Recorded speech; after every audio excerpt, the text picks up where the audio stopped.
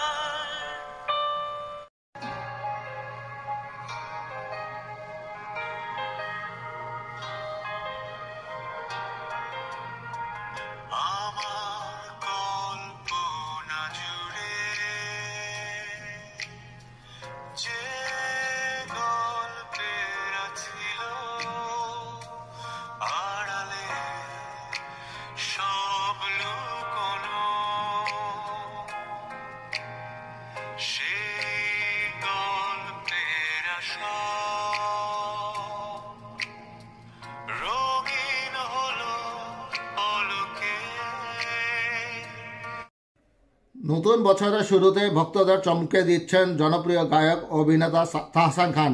খবর ছড়িয়েছে দ্বিতীয়বারের মতো বিবাহ বন্ধনে আবদ্ধ হতে চলেছেন তিনি। মেকওভার আর্টিস্ট হিসেবে পরিচিত রোজা আহমেদের সঙ্গে তাহসান খান জীবনের এই নতুন ইনিংস অর্থাৎ অধ্যায় শুরু করতে চলেছেন বলে জানা গেছে। কোনো ধরনের পূর্বাভাস বা গুঞ্জন ছাড়াই হঠাৎ করে এই সুখবর পাওয়ায় অনেকে বিস্মিত হয়েছেন। শনিবার সকাল থেকে সামাজিক যোগাযোগ মাধ্যমে তাহসান ও তার বাগদত্তা রোজা আহমেদের ঘরোয়া একটি আয়োজনের একাধিক ছবি ছড়িয়ে পড়েছে। নবদম্পতিকে শুভেচ্ছা জানাতে নেটিজানদের মধ্যে উত্তেজনা ও ভালোবাসার ঢল নেমেছে। বিশেষ করে রোজাকে তাহসানের পাশে দেখে ভক্তরা আপ্লুত আবেগে ভাসছেন। শুভেচ্ছা জানিয়েছেন বিনোদন অঙ্গনের অনেকে, এমনও লিখেছেন কেউ কেউ অবশেষে চাঁদের আলো খুঁজে পেয়েছেন তাহসান, তবে সেই প্রিয় গান যেন অবশেষে সত্য হয়ে ধরা দিল। শনিবার সকাল 10:20 তাহসান গণমাধ্যমকে বলেন, এখনও বিয়ে হয়নি, কোনো আনুষ্ঠানিকতা হয়নি, একটা ঘরোয়া আয়োজন ছিল, সেখানে ছবিগুলো তোলা হয়, সন্ধ্যায় বিস্তারিত জানাবো। একাধিক সূত্রে জানা গেছে রোজা আহমেদ 10 বছরের বেশি সময় ধরে বাংলাদেশ ও যুক্তরাষ্ট্রে ব্রাইডাল মেকআপ আর্টিস্ট হিসেবে কাজ করেছেন। রোজা নিউ ইয়র্কে পড়াশোনা করেছেন। পড়াশোনা শেষ করে তিনি কসমেটোলজি লাইসেন্স অর্জন করে পরবর্তীতে সময় নিউ ইয়র্কের কুইন্সে রোজাস ব্রাইডাল মেকওভার প্রতিষ্ঠা করেন। তিনি একজন উদ্যোক্তা হলেও জানান তাহসান। সামাজিক যোগাযোগ মাধ্যমে রোজা বেশ জনপ্রিয়, অসংখ্য অনুসারী রয়েছে তার।